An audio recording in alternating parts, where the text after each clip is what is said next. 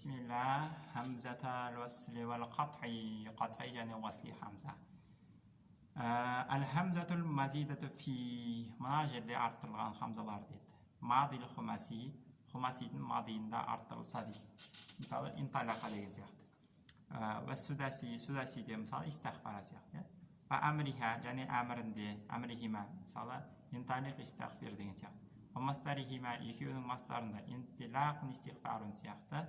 Ва амри судаси және судасидің әмірінде, яғнам деген сияқты. Тусамма хамзатал уасли. Осы жердегі хамзалар хамза уаслия деп аталады. Лианнаха, себебі ол хамза тасқуту фи даржил калам, сөз барысында, сөз ортасында, дәржи деген барысында ортасында түсіп қалады. Фаяттасилу ма қаблаха бима ба'даха, оның алдыңғы нәрсе одан кейінгі нәрсемен байланысады. Вала юнтақу биха, ол айтылмайды хамза уаслия илля, тек қана типтидаи, тек қана сөздің барысында айтылады.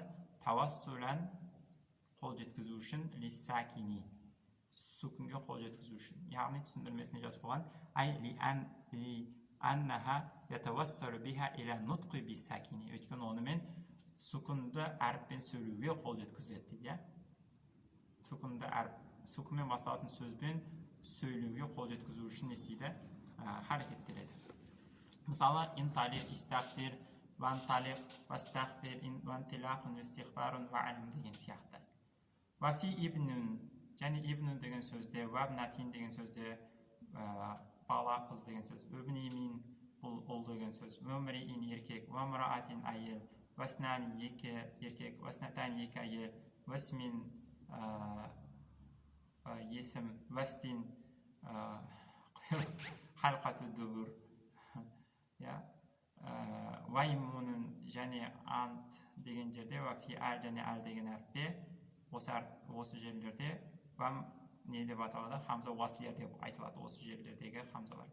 Осы айтылған жерлерден басқа хамзалар, фахамзату тусамма хамзатал қотғи. Осы жерден айтылған басқа хамзалардың бәрі хамзатал қотғия деп айтылады.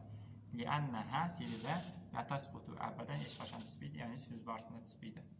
Ваянқатиу биха ма қаблаха амма ба'даха, онымен алдыңғы нәрсе кейінгі нәрседен бөлінеді хамза қотғиямен. Мысалы, акримин дойфа ва'ати саила деген сияқты. Ва хамзатул уасл, хамзатул уаслға келсек, такуну максуран, бүкіл кезде кәсіралы болады. Иля фи әл ва аймун, тек қана әл аймун деген жерде фаттуфтаху, тек қана осы жерде фатхалы болады. Валя фи әмір мадмуни ма қабла ахилихи, және соңына алдыңғысы дамақталған әмірде фатудамму, даммалы болады, ал қалған жердің бәрінде кәсіралы болады. Бұның бәрін түсіндірдім тақтада, дұрыс па?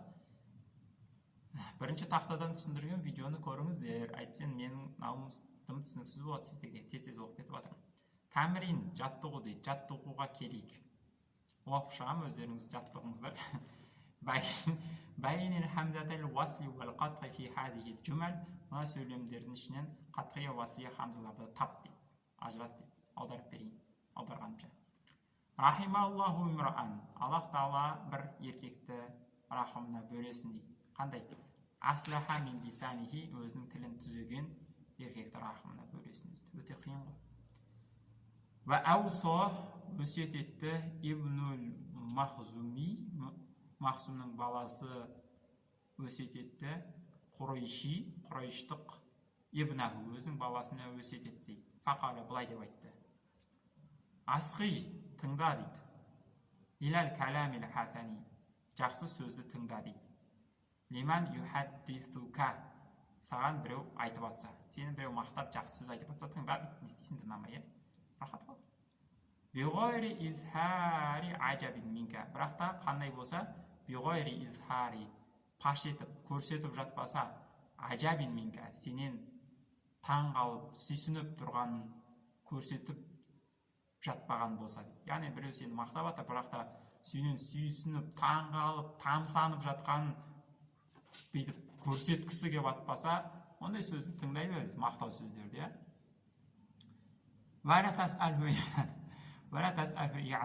Қайталауын сұрама дейді. Біреу сені мақтап қалса, не дедің? Қайтадан айтшы, естімей алдым деген сияқты болмайды деген сияқты. Ва акрим ирдака, өзіңнің намысыңды құрметте. өзіңнің артықшылықтарыңды лақтыр дейді. Яғни өзіңнің адамдардан артық деп есептеген нәрселеріңді таста дейді. Өзіңді адамдардан артық деп есептеме деп отырған шығар. Егер де уәде етсең, уәдеңді жүзеге асыр. Егер сөйлесең, шын сөйле дейді. Біліп қой дейді. Расында әрбір адам сол бір жерде өзін қойған жерде дейді. Араб даналығы менің кішкентай миым түсіне алмайтын нәрсе.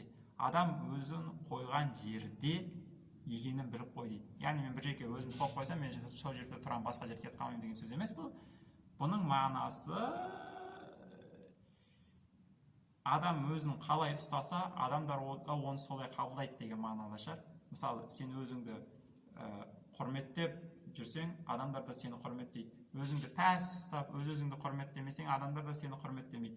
Өзіңді қай жерге қойсаң, қай дәрежеге қойсаң, адамдар да сені сол дәрежеде қабылдайды деген мағына шығар, білмеймін, енді бір Алла біледі, не айтқысы келгенін. Адам өзінің жолдасымен білінеді дейді.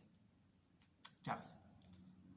Тәжәннәп, өлең айтып жүріп шыдай алмай, тәжәннәп, алыс жүр дейді, алыста дейді. Кімнен? Қаринасу сауи, жаман жолдастан алыс бол дейді. Васрум хибалаху, оның жібін үз дейді. Жіп байланыс бұл жерде, байланысты үз дейді жаман жолдастан. Ва ин ләм тәжид минху махисан, егер де одан құтылатын жер таппасаң, махис, құтылу таппасаң одан жаман жолдастан. Фадарихи, оған жағымпаздан дейді. Өйткені оған бір жаман зиян тиіп кетуі мүмкін ғой. Өтіріктен көңілін аула дейді. Дара, юдари, мударатун, мастары. Фадарихи, оған жағымпаздан дейді. Жақсы. Ва ахбиб, жақсы көр дейді. Хабиба сидқи, шынайы жолдасты жақсы көр. Ва түрік, дегенде менде мына жерде бір сөз тастап кетті, бір сағат ойланып оттым, не мағынасы деп. Интернеттен қарасам, ва түрік миро аху екен. Ва түрік миро аху. Ва түрік миро аху деген сөз бар. Менде, сіздерде де сондай ма? Миро аху ма? Ва түрік миро аху десек, онымен дауласуды таста деген сөз. Миро ун деген жалпы мастар, фиалін мастары, асыл әріптері мим, оро, яй, фиалін өзінде, миро ун, фиалін, дауласу, мәро, юмәри десе дауласу, тартысу, немесе күмәндану деген сөз. Оны күмәндануды таста дейді, немесе онымен дауласуды таста дейді. Сол кезде не болады? Тастасаң күмәндануды немесе дауласуды, тәнәл минху, одан қол жеткізесің, софвал удди, махаббаттың софва тазасына қол жеткізесің, мәлім түмәрихи, онымен дауласпай тұрған уақытта дейді. Мә деген уақытты білдіреді бұл жерде. Мәлім түмәрихи, онымен дауласпай тұрған шақта сен онымен не істейсің? Махаббаттың тазасына қол жеткізесің. Мәра юмәри деген сөз. Әхсин илән нәси, адамдарға жақсылық жаса дейді. Тастабит құлубахум, олардың жүректерін құлға айналдырасың дейді. Тастабит құлубахум, олардың жүректерін құлға айналдырасың дейді. Яғни олардың жүректері саған бағынышты болады деген мағынада, біреуге жақсылық жасасаң. Фатолама кәсиран мә деген сөз, екі сөз қосылып кеткен, бұл жерде үш сөз, фә деген бір сөз, толя деген бір сөз, ұзақ болды деген сөз. Мә деген мәун, кәффәтун, анил фәили деген харф, кәсиран мә деген сөз, көбінесе, соншама көп, қаншама деген сияқты, қаншама истабада құл өтті, инсана адамды, ихсану жақсылық. Жақсылық қаншама адамды құл етті дейді. Яғни құл етті деген бағынышты етті дейді. Қазақтың нелеріне ұқсайды екен, жырауларына ұқсайды екен. Қазақтың ескі жырауларын оқып жатсаң, әр нәрсенің басын бір шалып, бір-біріне бойынша байланысы жоқ қылып, әртүрлі тақырыптардан не айтып кетеді, уағыз, өсиет айтады ғой.